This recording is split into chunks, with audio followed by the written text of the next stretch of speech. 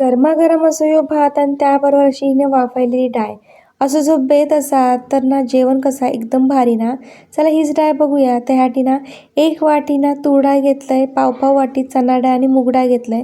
आधी ही स्वच्छ पाण्याने अशी ना धुवून घ्यायची. त्यानंतर यामध्ये ना चांगला पाणी घालून घ्यायचा. 1 कांदो घालायचो, 1 टोमॅटो घालायचो, थोडेसे ना 3-4 मिरचे घालून घ्यायचे, हळद घालायची, मीठ घालायचा, 4 असे लसूण पाकळी घालायचे आणि ना कुकरात 3-4 शिट्टी करून घ्यायची. बघा ही अशी मस्त डाळ शिजून तयार झालेली आहे. ती अशी ना घोटून घ्यायची थंड झाल्यानंतर. फोडणीसाठी असं या तेल तापून घ्यायचं. त्यामध्ये मोहरी, जिरा, बारीक चिरलेली लसूण, कढीपत्तो, 2 ना पुन्हा हिरवी मिरची घालायचे, टोमॅटो घालायचो, 2 सुके मिरचे, थोडीशी कसुरी मेथी आणि लाल मिरची पावडर असा फोडणी घालून घेतला की यामध्ये ही जी डाळ घोटून ठेवली होती ती घालायची आणि गरज पडत तेवढा पाणी घालायचा.